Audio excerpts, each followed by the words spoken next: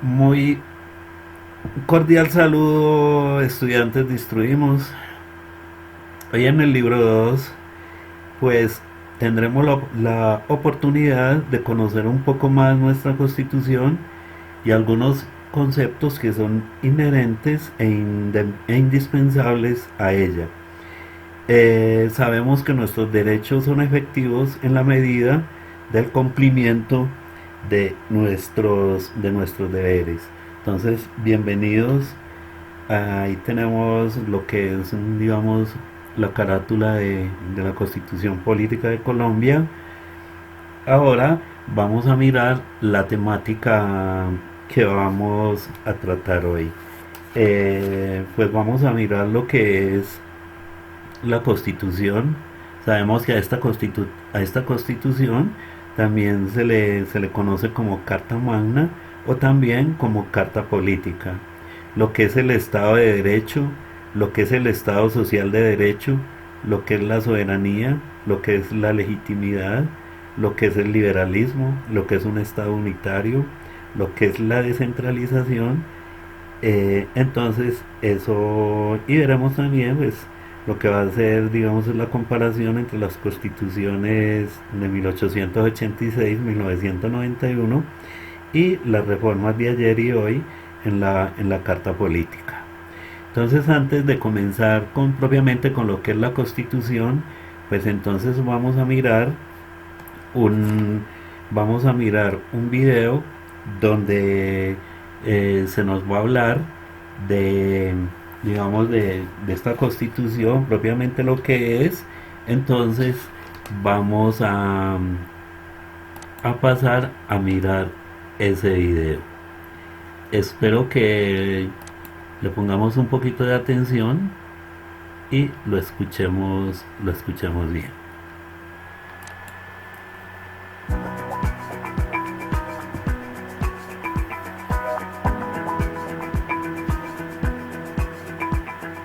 La Constitución Política es un documento que rige todas las leyes de una nación y en función de ellas gira la vida de la sociedad, entre lo permitido y lo no permitido.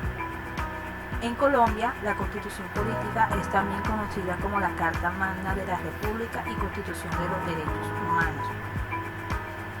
Fue promulgada el 4 de julio de 1991, reemplazando la Constitución Política de 1886 y fue expedida durante el mandato presidencial de César Gaviria.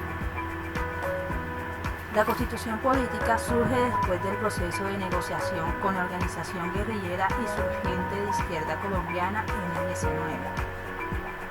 El grupo guerrillero exigió continuamente que se convocara a una asamblea constituyente que reformara la Constitución para facilitar el nacimiento de partidos políticos diferentes a los tradicionales conservador y liberal. En ese entonces, el gobierno no aceptó la propuesta por diversos motivos. Tiempo después, un grupo estudiantil llamado la Séptima Papeleta, conformado en 1989 por estudiantes de varias universidades privadas y públicas, retomó la idea e impulsó que en las elecciones de marzo de 1990 se incluyera la opción de apoyar u oponerse a la convocatoria de una Asamblea Nacional Constituyente. En aquellas elecciones se debía votar por candidatos al Senado, Cámara de Representantes, Asamblea Departamental, juntas administradoras locales, Consejo Municipal y Alcaldía. Así que el voto por la Asamblea Constituyente sería la séptima papeleta que cada votante depositaría en las urnas. En esas elecciones se registró más de 2 millones de papeletas a favor. Ante la importancia de los resultados, la Corte Suprema avaló una consulta formal en las siguientes elecciones presidenciales del 27 de mayo de 1990.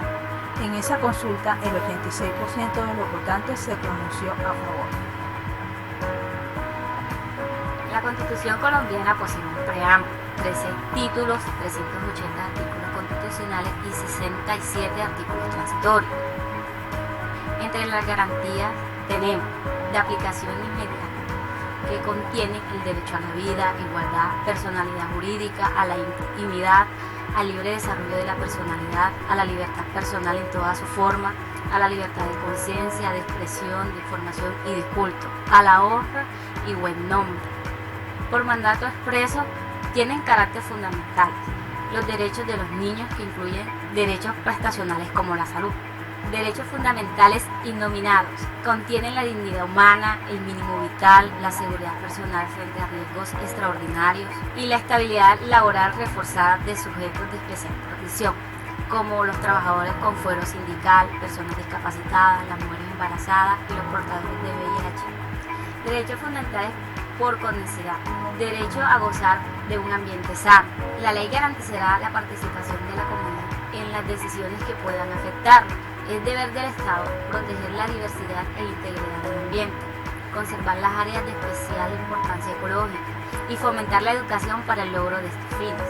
Estas normas constitucionales pueden interpretarse de manera solidaria con el principio fundamental del derecho a la vida, derecho a la seguridad social, en salud y la vida, derecho al pago oportuno de pensiones y el mínimo vital, derecho al pago de la licencia de maternidad, derecho a la educación y derecho a un medio ambiente sano. La Constitución Política de 1991 reconoce a Colombia como un Estado social de derecho, organizado como República Unitaria descentralizada, de manera que sus entidades territoriales deben ser autónomas. Reemplaza la democracia representativa por la democracia participativa. Reconoce las diversas étnicas y culturas de la nación, admitiendo las diversas lingüísticas y religiosas del país y la obligación del Estado en la protección de sus patrimonios culturales. Establece un sistema judicial acusatorio basado en la Fiscalía General de la Nación. Crea la acción de tutela y el derecho de petición como herramienta de defensa de los derechos de los ciudadanos cuando sean vulnerados por el Estado o empresas privadas, teniendo como entidad la Defensoría del Pueblo. Crea la Corte Constitucional, reemplazando la Sala Constitucional dependiente de la Corte Suprema de Justicia, la cual debe encargarse de la revisión jurídica y el análisis de la constitucionalidad de las leyes, decretos legislativos, tratados internacionales y referendos. Crea el Consejo Superior de la Judicatura para administrar la rama judicial en reemplazo del Tribunal Disciplinario. Reforma la Constitución de 1991. En la Constitución de 1991, la extradición de ciudadanos colombianos no fue permitida, pero en 1996 este artículo fue derogado. La extradición fue un tema de vital importancia en esa época en Colombia, debido a la persecución de narcotraficantes en el país. La reelección presidencial no era permitida por la Constitución, pero a partir de una reforma tramitada en el Congreso fue aprobada en octubre de 2005. La que permitió que el presidente Álvaro Uribe Vélez fuera elegido para un segundo periodo. En 2009, el Congreso aprobó la convocatoria a un referendo reeleccionista, la única manera posible de hacer nuevamente una reforma constitucional sin convocar a una Asamblea Nacional Constituyente, que permitiera un tercer periodo presidencial, pero el referendo fue anulado por la Corte Constitucional al hallarlo inexequible.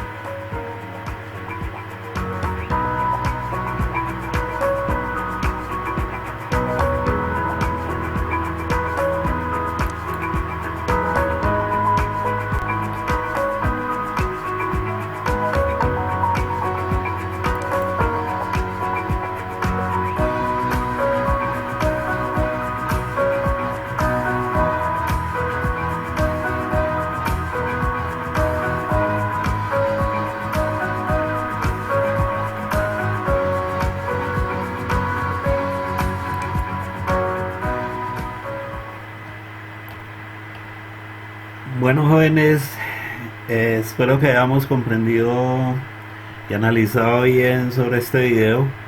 Entonces ahora vamos a empezar a desarrollar lo que es la Constitución. Bueno, digamos que acá pues nos viene un concepto de lo que es la Constitución, que es el conjunto de normas por las que se rige un Estado y que establece qué clase de instituciones tiene y cómo es su relación con la ciudadanía. Si nos ponemos a leer todo el texto, realmente pues no avanzaríamos mucho.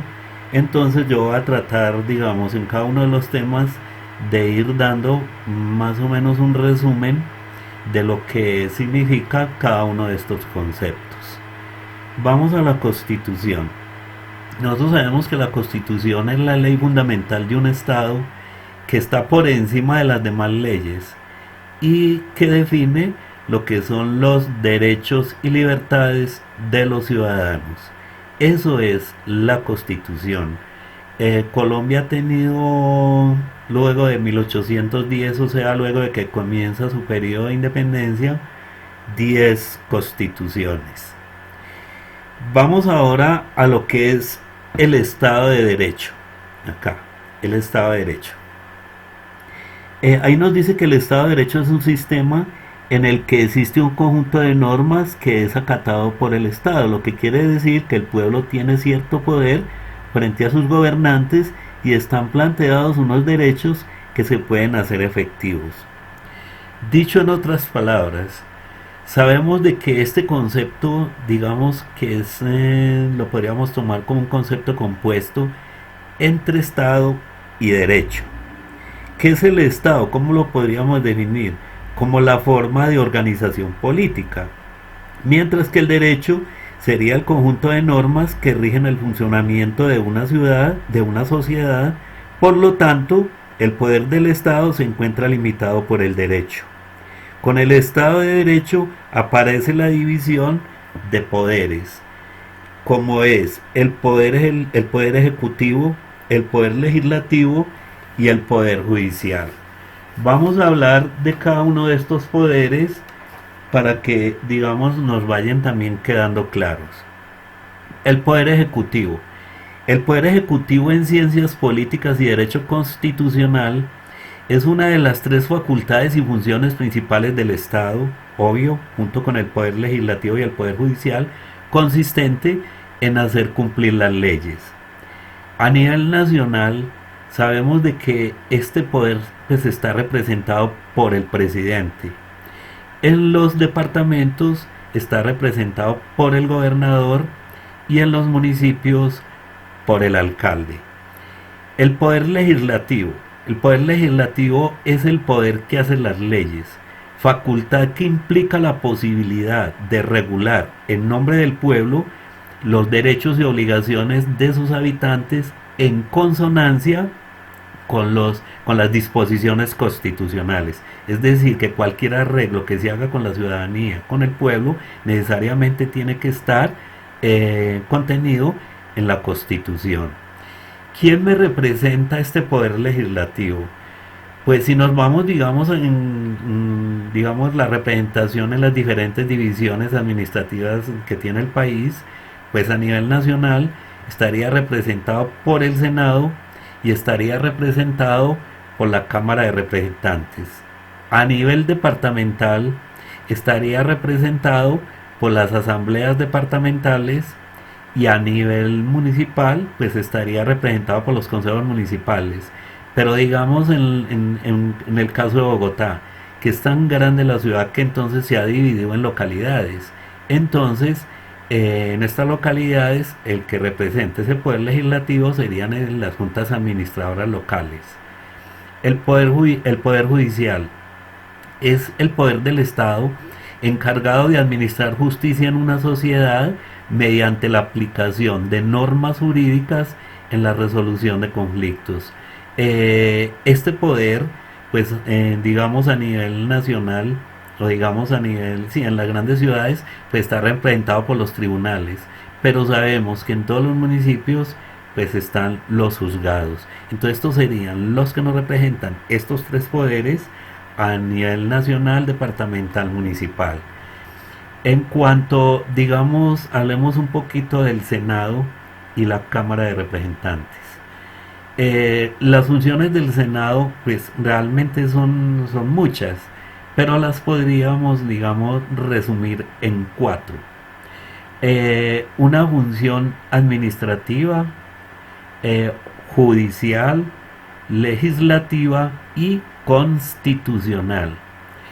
Los senadores, vamos a hablar en, digamos, la forma como son elegidos. Ellos se eligen por circunscripción, es decir, por elección nacional. Los senadores en este momento, pues son, digamos, el número que conforman el Senado son 108. ¿Cómo están distribuidos? Están distribuidos 5 para las FARC, o sea, para esas fuerzas alternativas revolucionarias del común. 5, según los acuerdos de La Habana. Son 2 por elección especial indígena y una sabemos de que es para el quien queda de segundo en las elecciones presidenciales, que pasa inmediatamente al Senado. Entonces ahí están los 108 representantes. En cuanto a la Cámara de Representantes, pues bueno, se dan, digamos, 171, otros 172, porque hay otro, digamos, una curul que aún no se define, no se legisla. Entonces, yo les manejo los dos datos. 171 divididos de la siguiente forma: 161 por circunscripción territorial, es decir, por elección departamental.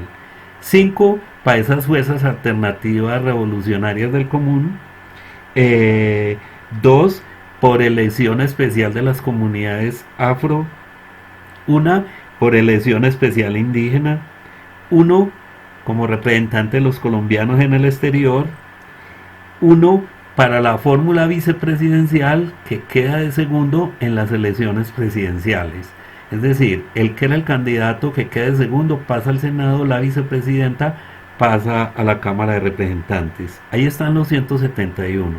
Pero se está legislando para crear una nueva curul que se denominaría Comunidad Raizal.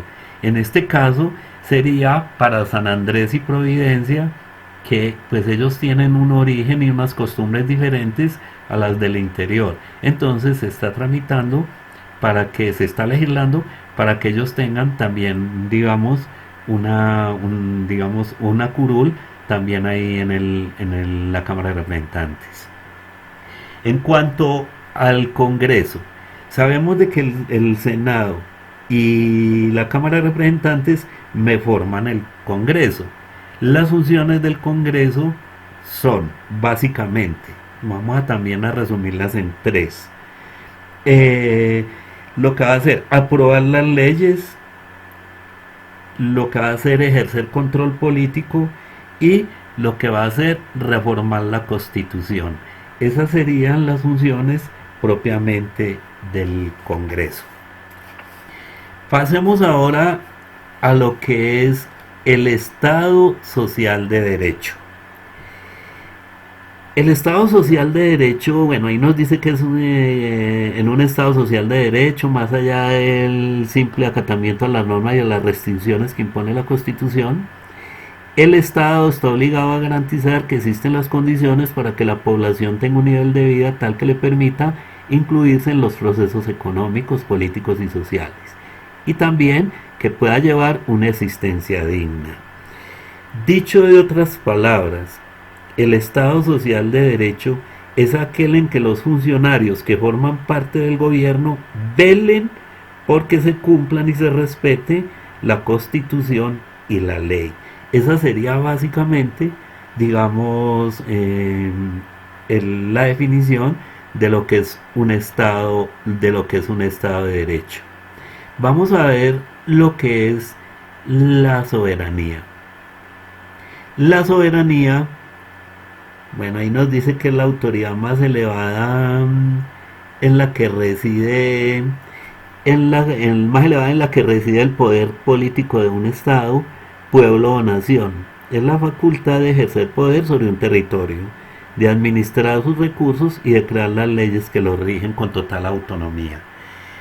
Dicho de otras palabras, la soberanía es la facultad del Estado de ejercer poder sobre la población que pertenece a su territorio en forma autónoma. Eso sería realmente, digamos, lo que sería la soberanía.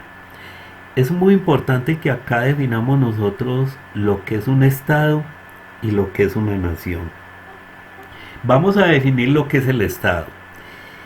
El Estado lo podemos, lo podemos definir como un espacio organizado políticamente, es decir, que ya tiene unas fronteras definidas, ya tiene unos poderes también definidos, ya tiene unas divisiones administrativas, pero es indispensable en el Estado las bases territoriales, sin las cuales no va a poder realmente existir. Eso es el Estado. Y el Estado, pues digamos que lo componen tres elementos, como son la población, lo que es el territorio y lo que va a ser la soberanía. Entonces, eso es, digamos, propiamente, entonces los componentes que forman el Estado. En cuanto a la nación, digamos que la nación es un pueblo que ha logrado adquirir conciencia de su propia identidad. Este es un concepto que está ligado a, digamos, a rasgos étnicos, a religión, a cultura, a historia. Ellos existen como nación, pero no tienen territorio. Dicho en otras palabras, el Estado puede ser nación a la vez, mientras que la nación no puede ser Estado. ¿Por qué no puede ser Estado? Porque no tienen un territorio. Digamos que un ejemplo de nación sería el pueblo kurdo. Este pueblo kurdo, ellos habitan actualmente en una región llamada Kurdistán, que se encuentra entre Irán, Irak y Turquía. Pero como viven, digamos, en un territorio que aún la ONU no lo define, no les dé el aval, entonces ellos aún existen como nación, que digamos sería también un caso muy similar al de Palestina, porque Palestina, pues ellos también, digamos que ellos existen actualmente como nación, aún no les dan, digamos, ese aval de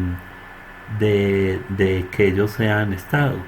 Entonces ahí tenemos ejemplos de lo que es nación y lo que es Estado para que esto nos quede claro. Viene luego lo que es la legitimidad. Ahí nos dan un concepto que consiste en todo el sistema jurídico sobre el que se sustentan las acciones del Estado y se manifiesta cuando los actos, tanto del Estado como de los ciudadanos, están de acuerdo con el marco legal. Dicho de otras palabras, la legitimidad es un término asociado a las ciencias políticas, al derecho y la filosofía, que designa aquello que está en concordancia con lo que expresa el ordenamiento jurídico. Ocurre cuando lo que mandan las leyes o lo que dictamina una autoridad es obedecido. O sea, lo mismo que nos están diciendo acá. Vamos ahora a mirar lo que es la legalidad. Acá nos dicen que la legalidad consiste en todo el sistema jurídico sobre el que se sustentan las acciones del Estado y se manifiesta cuando los actos, tanto del Estado como de los ciudadanos, están de acuerdo con el marco legal. Dicho de otra forma, la legalidad es todo acto emanado de los poderes públicos que deben estar regidos por el ordenamiento jurídico del Estado y no por la voluntad de los individuos. Emerge del derecho administrativo, ya que limita el Estado en virtud de que sus actuaciones siempre deben estar sometidas en el marco legal, es decir, la ley debe prevalecer sobre el interés individual, arbitrariedad del poder ejecutivo y judicial o abuso del poder e inseguridad jurídica. Eso propiamente es lo que nos dice o nos define lo que es la legalidad. Luego va a venir lo que es el liberalismo. Bueno, ahí nos dice que es una doctrina que se basa en la defensa del individuo y en la limitación de la influencia del Estado en la vida social y económica. Digamos que el concepto de un Estado liberal básicamente se centra en los siguientes conceptos. 1. Prototipo de los derechos individuales, ¿sí? 2. La garantía de la propiedad privada. 3. la protección de los derechos civiles, es decir, la libertad de expresión y el derecho al voto. 4. Sistema económico basado en las leyes de oferta y de demanda. Recordemos de que este liberalismo, pues sí, se basa, digamos, en estas leyes de la oferta y la demanda. Pero es muy bueno recordar estos dos términos que están asociados, lo que es la inflación y lo que es la deflación. Recordemos de que la inflación se da cuando hay poca oferta y mucha demanda, es decir, que los productos pues se van a encarecer, van a ser, digamos, van a tener un mayor costo que cuando hay deflación, porque la deflación es cuando hay mucha oferta pero poca demanda, o sea, se presenta el caso contrario. En la anterior hay poca oferta y mucha demanda. En la deflación hay mucha oferta pero poca demanda. Entonces ahí se van a presentar estos dos conceptos que van ligados a la economía, como es la inflación y como es la deflación. Vamos ahora a ver lo que es un Estado unitario. Acá pues se nos da un concepto de lo que es un Estado unitario. Dice que es aquel en el que existe un único centro de poder y en el que la legislación es uniforme y rige para todos los miembros por igual. En este sistema las subdivisiones, o sea, los departamentos, provincias, municipios y demás, son solo segmentos con autonomía limitada, aunque como en el caso colombiano se puede optar por cierto grado de descentralización administrativa. Digamos que un Estado unitario es un Estado soberano, el cual es gobernado como una sola entidad, es decir, donde el poder está concentrado y existe un solo centro de poder político que extiende sus acciones a lo largo de todo el territorio del respectivo Estado. Lo que se nos acaba de decir acá, de lo que es un Estado unitario. Vamos a mirar ahora lo que es la descentralización. Acá nos dice que la descentralización es el proceso por el cual un organismo central delega ciertas funciones en una entidad o corporación. Por ejemplo, en Colombia, que es un Estado unitario, es decir, centralista, los municipios tienen cierta autonomía en la recaudación de impuestos y en la inversión en los sectores sociales. Digamos que esa descentralización la podríamos tomar como la forma de organización del Estado, donde el nivel nacional entrega la titularidad de sus funciones y recursos a otro nivel de la administración pública. Digamos que, por ejemplo, se entregan competencias a departamentos y municipios para la provisión de bienes y prestación de servicios públicos. Dicho de otra forma, se ha buscado mucho descentralizar, digamos, algunos derechos y algunos aspectos fundamentales, como es la educación, como es la salud, para que los municipios pues ellos mismos traten digamos, de solucionar estos problemas, porque desafortunadamente a veces el dinero que se manda desde el poder central pues no alcanza mucho a veces para cubrir realmente estos conceptos. Entonces se ha buscado como descentralizar un poco en este sentido.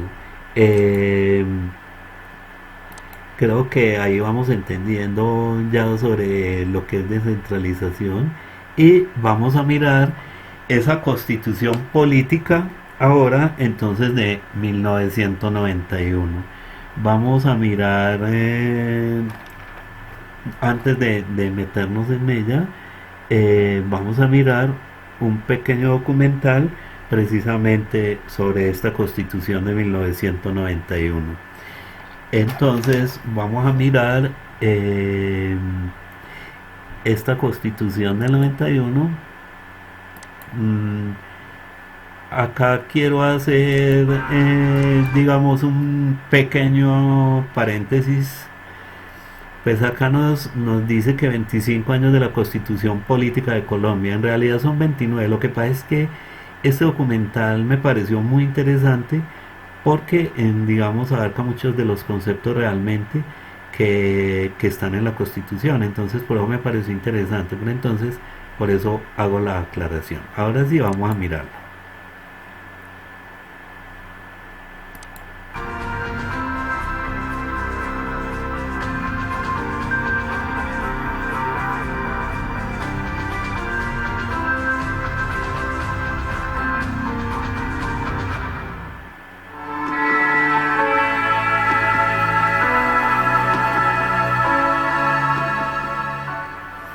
La Constitución Política de 1991 fue una de las más ambiciosas conquistas de la democracia en los últimos 25 años.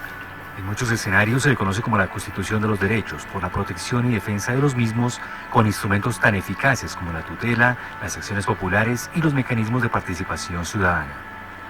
Los presidentes, en representación del pueblo, proclamamos la nueva Constitución de Colombia.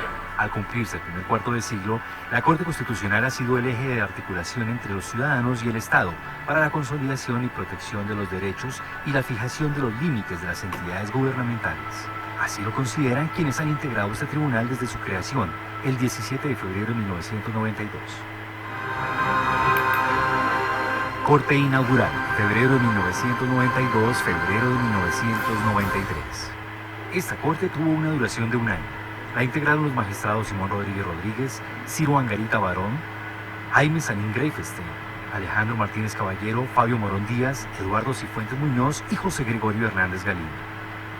La Constitución de 1991 representa un avance singular, no solamente desde el punto de vista del reconocimiento de los derechos fundamentales, políticos, sociales, económicos, culturales, sino que además señala una estructura claramente democrática, participativa, pluralista. Esta fue la primera sala plena donde se abrieron al debate trascendentales temas que hoy en día no han dejado de ser consultados no solo en Colombia, sino en tribunales constitucionales de otras naciones. El arranque fue con 1000 expedientes de tutela. Se habían presentado entre julio de 1991 y diciembre de 1991 en la Corte Suprema de Justicia 10 tutelas para revisar, para decidir si se revisaban. Y nosotros pues sí, con un procedimiento nuevo, ni siquiera sabíamos si las debíamos, cómo las debíamos de erradicar y demás. Entonces, tengo que decirlo, toda la Corte, al unísono, vinimos un fin de semana. En un fin de semana hicimos las 1000 primeras fichas para estudiar y para seleccionar esas tutelas. Primera Corte, 1993-2001. Después de consolidarse como una estructura democrática en el Estado social de derecho, la Corte Constitucional fue avanzando en una jurisprudencia que reconoce al ciudadano en una nueva dimensión frente al ejercicio del poder público en Colombia.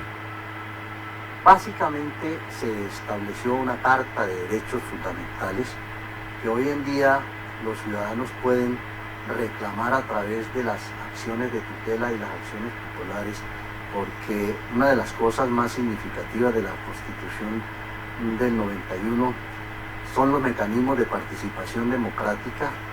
Yo creo que el gran cambio es la filosofía ideológica de la Constitución de 1991, la manera como se forjó la Constitución del 91, con ideas muy diversas, muy avanzadas, con una problemática completamente diferente de la del 86. Esta nueva Constitución revela el deseo del pueblo colombiano de fundar una nueva patria. Con el control constitucional por parte de la Corte como ente autónomo, el país comenzó a sentir que los controles a las medidas del gobierno fueron una realidad, como el caso del primer estado de conmoción declarado inexequible por esta corporación.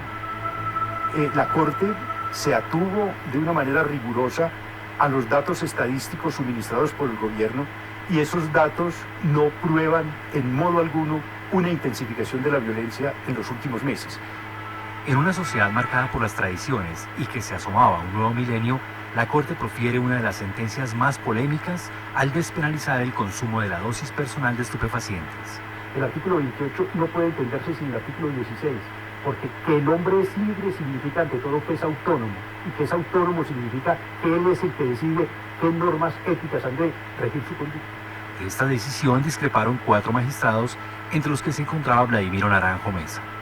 Una ironía que la sentencia invoque la dignidad humana para defender la decisión, cuando precisamente no hay peor atentado contra la propia dignidad del hombre que dejarlo abandonado y sometido a una condición abyecta como es la situación en que se encuentra el drogadicto.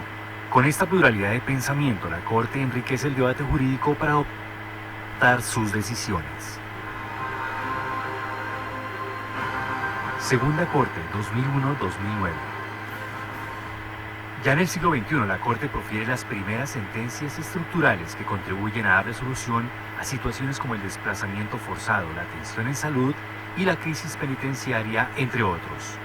Los colombianos se acostumbraron a no mirar la Constitución como algo inaccesible, sino como algo que está a su alcance para reclamar que mediante la acción de tutela se hagan efectivos los derechos fundamentales. Y realmente esta Constitución lo que ha logrado con la ayuda de la Corte Constitucional es que esos derechos sean efectivos realmente para todos los ciudadanos.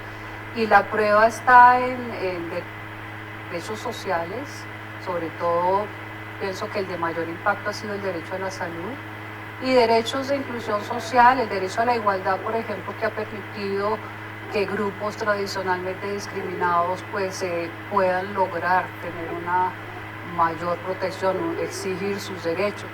La Constitución de 1991 configuró en un verdadero acto fundacional un nuevo orden constitucional, cuyo elan político precisamente es el haber colocado a la persona humana con su dignidad radical y sus derechos inherentes e inalienables en el centro del ordenamiento jurídico. Lo fundamental ha sido la protección de los seres humanos como sujetos autónomos igualmente dignos, en contextos donde se protege la diversidad cultural, donde se reconocen las necesidades sociales, donde se valoran los proyectos de vida de individuos y de comunidades.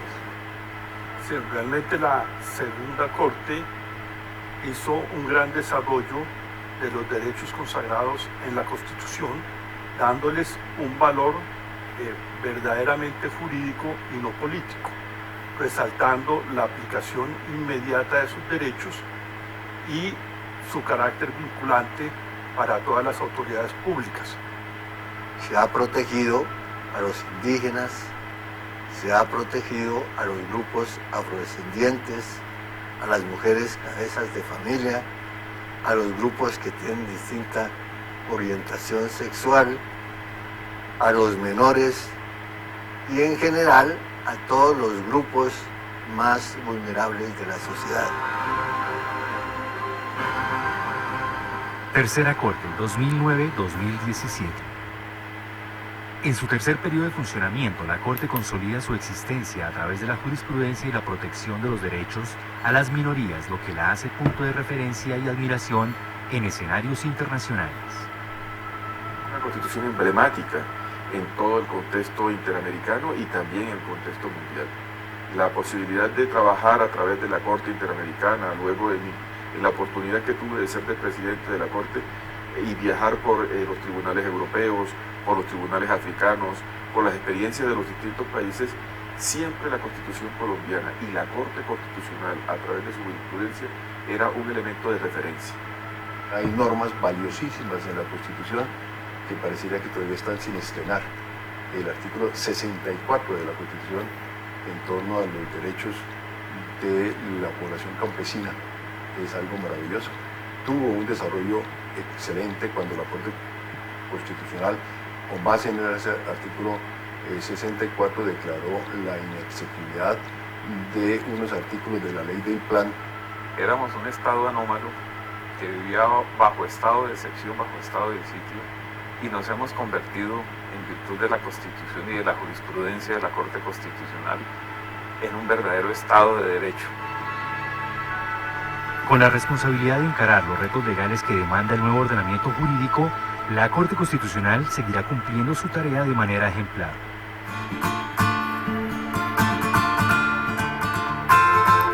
Procurar que todos los ciudadanos de Colombia pudiesen vivir con mínimos de dignidad. Y vivir con mínimos de dignidad implica educación, acceso a agua potable, a una vivienda digna, a poder alimentarse, y creo que ahí todavía hay un déficit grande que tenemos que seguir trabajando para que pueda lograrse esa apuesta ambiciosa. Si los jueces asumimos a cabalidad el rol que nos impuso la Constitución Política del 91, yo creo que procuraremos, hasta donde sea posible, llegar hacia verdaderas lecciones de dignidad, de igualdad, de libertad para los asociados. El respeto profundo por los derechos de las minorías. La axiología de estas promesas la constituyen, sin lugar a dudas, la dignidad, la igualdad y la libertad individual, conforme a las cuales cada quien debe vivir como quiera, cada quien debe vivir bien y cada quien debe vivir sin humillaciones. La Constitución es un pacto de convivencia, entonces debe servir de marco jurídico para que logremos la paz entre los colombianos. En segundo lugar, esta Corte es una Corte de Derechos Fundamentales, y lo que tiene que hacer esta Corte es cumplir a cabalidad con los derechos fundamentales de los colombianos. Y en tercer lugar, esta Corte también tiene que apoyar, con base en la Constitución de 1991, en que haya un desarrollo progresivo de los derechos humanos, al mismo tiempo que pueda haber un desarrollo económico en el país. Está buscando ser o tener una sociedad más incluyente. El real reto de la Constitución y de nosotros los intérpretes de la Constitución del 91 es garantizar la eficacia de esos postulados. En estos 5 lustros, la Corte Constitucional ha enfrentado los desafíos planteados por el constituyente en la Carta Política 1991 y se ha convertido en un instrumento de protección real para el ciudadano.